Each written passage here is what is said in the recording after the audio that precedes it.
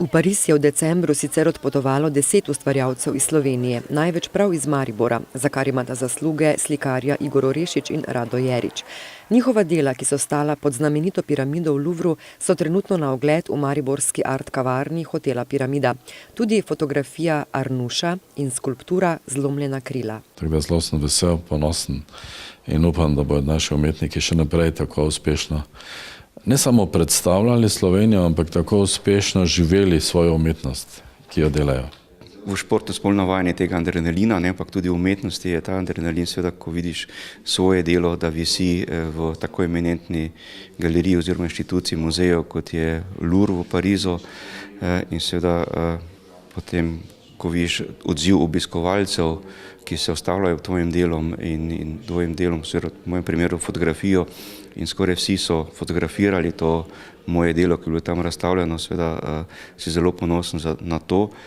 Fotograf Branimir Ritonja, tudi predsednik Fotokluba Maribor, je svoja dela predstavil na več kot 600 skupinskih in 52 samostojnih razstavah doma in na tujem, ter zanje prejel preko 100 nagrad in priznanj.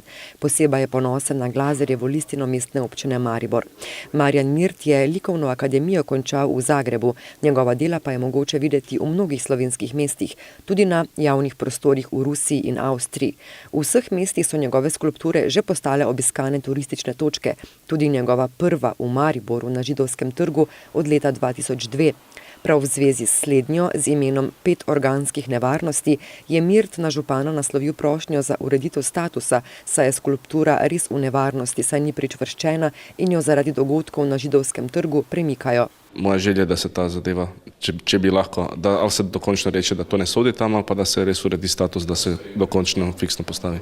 S težavami se soočajo tudi v Fotoklubu Maribor. To je najstarejša zgradba v Mariboru, ki je še v funkciji, stara več kot 550 let in seveda je tudi spomenik kulturne dediščine tukaj v Mariboru, ker smo kot društvo na zakonodaje pri tem marsikaj omejuje, namreč tudi pri tem, da smo zadolženi za galerijo, da jo tudi vzdržujemo, hkrati so pa tukaj zakonske ovire, ki nam to onemogočajo. Sicer infrastrukturo imamo, nekega akta pravnega oziroma pogodbe, ki pa bi to dokazovala, pa potem tukaj vzadej ni. Župan je pomoč obljubil in umetnikoma poklonil knjigo Nade Ravter, Mariborski album. Zdaj delno to izkorišča Mariborska opera, balet, kar se tudi vidi na predstavah.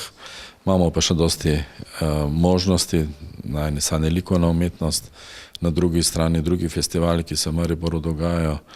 Tako da jaz upam, da bodo kulturniki povezavi z našim zavodom za turizem pa s kakšnim turoperaterjem izkoristili to priložnost podobno, kot jo že na veliko izkoriščajo športniki. Oba ustvarjalca pa že pripravljata nove projekte. Branimir Ritonja sodeluje na novi fotografski razstavi ob 100. obletnici boja pravic za ženske ta petek v Umetnostni galeriji Maribor. Enih par dni pred Parizom sem dobil tudi stanovsko nagrado Društva likovnih umetnikov Maribor. In zdaj v bistvu čez en mesec bo v razstavišču Dlum, Društvo likovnih umetnikov, bo razstava nagrajencev. Tako da v bistvu zdaj pripravljam za to razstavo. Salon v Parizu poteka neprekinjeno že od leta 1865. Na njem pa svoja dela razstavijo slikarji, kiparji, grafiki in fotografi z vsega sveta. Prva Slovenka, ki je sodelovala na prestižnem dogodku, je bila leta 1892 Ivana Kobilca.